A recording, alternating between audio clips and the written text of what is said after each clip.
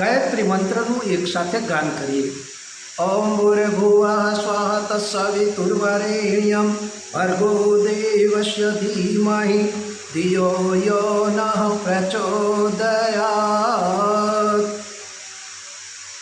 પરમ પૂજ્ય ગુરુદેવ પંડિત શ્રી રામ શર્મા આચાર્યજી લિખિત અનાદિ ગુરુ મંત્ર ગાયત્રીની અંદર ગાયત્રીનો મહિમા બતાવતા એમણે કહ્યું કે બેટા ગાયત્રી મંત્રના જપ કરવાથી માણસને બંધન મુક્તિ મળે છે, શાપોનું નિવારણ થાય છે અને કુકર્મોનો નાશ થાય છે અને એની આત્મશક્તિ વધે છે, આત્મવિકાસ થાય છે.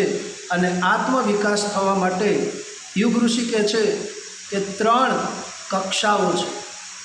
આધ્યાત્મિક સાધના ક્ષેત્ર પણ 3 ભાગોમાં વહેંચાયેલું છે. 3 વાહુતિઓ તેમનું સ્પષ્ટીકરણ કરી દીધું છે. પહેલું છે ભૂહુ, બીજું છે ભુવઃ, ત્રીજું છે સ્વઃ. આ ત્રણેયને આધ્યાત્મિક ભૂમિકાઓ માનવામાં આવી છે. ભૂહુનો અર્થ છે સ્થૂળ જીવન, શારીરિક અને સાંસારિક જીવન. ભુવઃનો અર્થ છે અંતઃકરણ, મન શુદ્ધિ, ચિત્ત અને અહંકારનું કાર્યક્ષેત્ર. સ્વઃનો અર્થ છે વિશુદ્ધ આધ્યાત્મિક આત્મિક સત્તા, મનુષ્યની આંતરિક સ્થિતિ. આ ત્રણેય ક્ષેત્રમાં જ હોય છે. આગળ જણાવે છે ભૂહુનો સંબંધ અન્નમય કોષ સાથે છે. ભુવઃ પ્રાણમય અને મનોમય કોષથી આચ્છાદિત છે. સ્વઃનું પ્રભાવ ક્ષેત્ર વિજ્ઞાનમય કોષ અને આનંદમય કોષ છે. શરીર સાથે સંબંધ રાખનારી આજીવિકા, સ્વાસ્થ્ય, લોકવ્યવહાર, નીતિ, શિલ્પકલા, સ્કૂલનું શિક્ષણ, વ્યાપાર, સામાજિક અને રાજનૈતિક જ્ઞાન, નાગરિક કર્તવ્ય વગેરે બાબતો ભૂહુ ક્ષેત્રમાં આવે છે.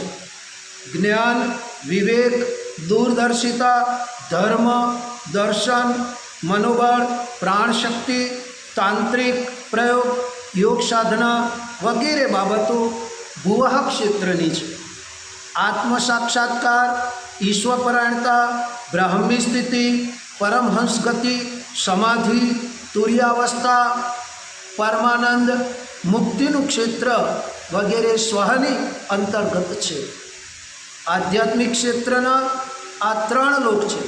પૃથ્વી, પાતાળ અને સ્વર્ગની જેમ આપણી અંદર પણ ભૂહુ, ભુવઃ અને સ્વઃલોક છે. જીવનનું પ્રથમ ચરણ ભૂહુ છે.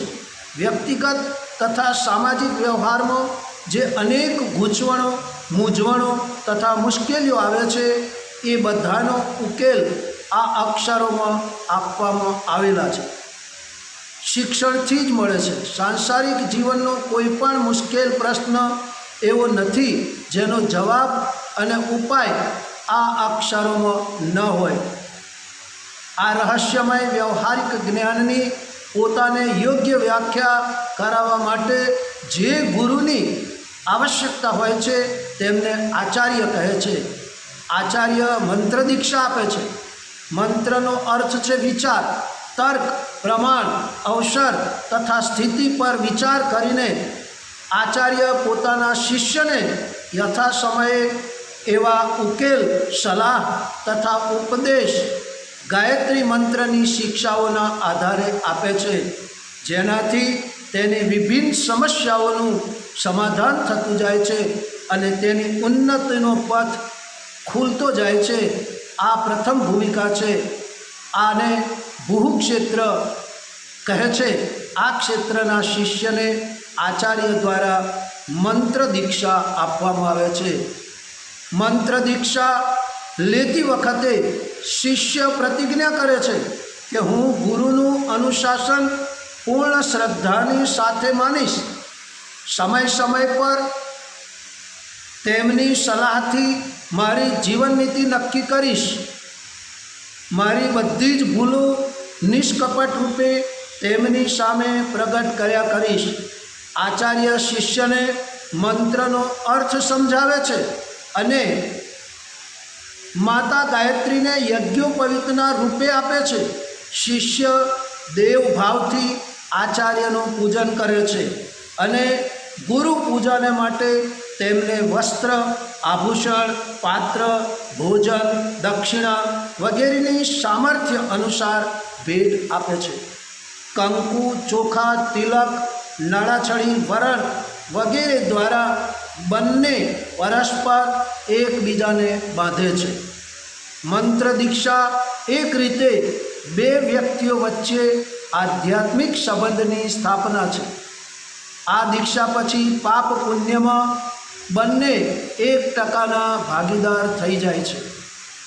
શિષ્યના 100 પાપોમાંથી 1 પાપનું ફળ ગુરુને ભોગવવું પડે છે અને ગુરુના પાપોનું ફળ શિષ્યને ભોગવવું પડે છે। આ જ રીતે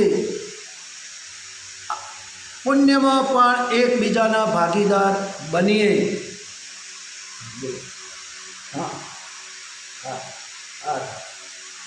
પુણ્યના ભાગીદાર બનીએ।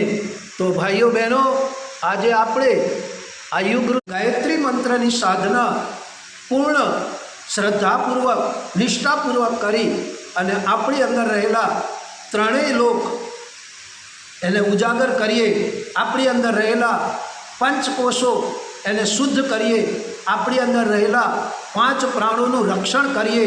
આપણી અંદર રહેલા 5 તત્વોનું રક્ષણ કરીએ અને આપણે મંત્ર દીક્ષાના માધ્યમ દ્વારા, ગાયત્રી મંત્રના સાધના દ્વારા આપણે આપણી આંતરિક ચેતનાને જાગૃત કરીએ અને વિશ્વના કલ્યાણ માટે, સમાજના કલ્યાણ માટે, પરિવારના કલ્યાણ માટે, પર્યાવરણની શુદ્ધિ માટે અને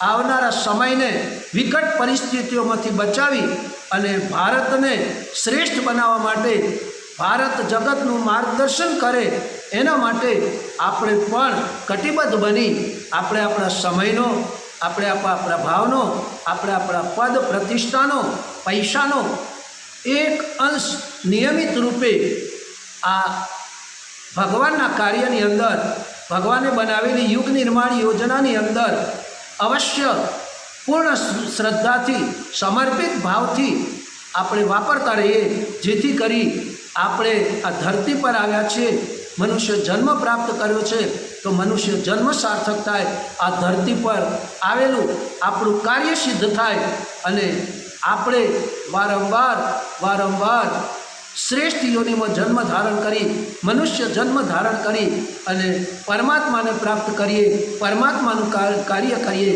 જેવી રીતે હનુમાનજીએ ભગવાન રામના કાર્ય માટે કહ્યું હતું કે રામ કાજ કિન્હે બિના મોહે કહા વિશ્રામા। ભાઈઓ બહેનો, વર્તમાન યુગ, વર્તમાન સમયની અંદર અત્યારે જે વિકટ પરિસ્થિતિઓ વિકરાળ બની અને સમસ્ત માનવ જાતિ ઉપર હાવી થઈ અને એને નષ્ટ નાબૂદ કરવા, સંસ્કૃતિને, સંસ્કારોને, ધર્મને નષ્ટ નાબૂદ કરવા માટે જ્યારે આસુરી શક્તિઓ કટિબદ્ધ થઈ છે, ત્યારે એને પરાસ્ત કરવા માટે, દેવ શક્તિઓને સંગઠિત કરવા માટે, દેવ શક્તિઓનું જાગરણ કરવા માટે અત્યારે જરૂર છે સાધનાની, જરૂર છે ઉપાસનાની, જરૂર છે આરાધનાની અને એના માધ્યમ દ્વારા, ઉપાસના, સાધના, આરાધનાના માધ્યમ દ્વારા ગાયત્રી મંત્રની સાર્થકતા, ત્રણેય લોકની સાર્થકતા, આપણા 3 શરીર, સ્થૂળ, સૂક્ષ્મ અને કારણ, ત્રણેય શરીરની પવિત્રતા અને ત્રણેય શરીરની સાર્થકતા આપણે પ્રાપ્ત કરીએ અને આપણું લક્ષ્ય, અંતિમ લક્ષ્ય છે પ્રભુ પ્રાપ્તિ અને કહી દઈએ કે તારા વગર અમારું કોઈ નથી। અને છેલ્લે જેની સાથેથી દીક્ષિત થયા છે, જેમણે આપણને ગાયત્રી મંત્રની દીક્ષા આપી છે, ભાઈઓ બહેનો, આવો એને પણ કહીએ અને કહી દઈએ। શું કહીએ? अब सौंप दिया इस जीवन का सब भार तुम्हारे हाथों में, गुरुदेव तुम्हारे हाथों में है हार, तुम्हारे हाथों में और जीत तुम्हारे हाथों में, भगवान तुम्हारे हाथों में। अब सौंप दिया इस जीवन जमाने का सब भार तुम्हारे हाथों में, गुरुदेव तुम्हारे हाथों में। आओ આપણે આપણા જીવનનો ભાર, આપણા જીવનની નૈયાને ગુરુના ચરણોમાં સોંપી દઈએ અને આપણા જીવનને ધન્ય બનાવીએ। એટલા માટે ભાઈઓ બહેનો, વર્તમાન સમયની જો કોઈ સરળ સહજ અને સુલભ સાધના હોય તો એ ગાયત્રી મંત્રની સાધના છે। અને ગાયત્રી મંત્રની સાધનાના માધ્યમ દ્વારા મનુષ્યનું જીવન સત્પથ પર ચાલશે, એને સદબુદ્ધિ પ્રાપ્ત થશે, એના વિચારોની અંદર શ્રેષ્ઠતા, એના વ્યવહારની અંદર આદર્શવાદિતા અને એની વાણીની અંદર મૃદુતા આવશે અને એનો વ્યવહાર શાલીન બનશે અને એનું વ્યક્તિત્વ શ્રેષ્ઠ બનશે। એટલા માટે તો ઋષિ મુનિઓએ ગાયત્રી મંત્રને અનાદિ ગુરુ મંત્ર કહ્યો છે। તો આવો આપણે પણ ગાયત્રી મંત્રની સાધના કરીએ, ઉપાસના કરીએ અને આપણા જીવનને શ્રેષ્ઠ બનાવીએ। અને જીવનનું અંતિમ લક્ષ્ય એ છે માના ચરણોમાં, ગુરુના ચરણોમાં, ભગવાનના ચરણોમાં। અસ્તુ। આ ભાવ સાથે આપને અમારો આ વિડીયો ગમ્યો હશે તો ભાઈઓ બહેનો આ વિડીયોને લાઈક કરજો, શેર કરજો અને ફોલો કરી, સબસ્ક્રાઈબ કરી આપના મિત્ર મંડળ સુધી પહોંચાડી અમારી વિચાર ક્રાંતિ ન્યૂઝ ચેનલને સબસ્ક્રાઈબ કરજો, જેથી કરી આવા આવનારા નવા વિડીયો અપડેટ્સ આપ સુધી પહોંચે। એવા ભાવ સાથે પુનઃ આપ સૌને વંદન, નમસ્કાર।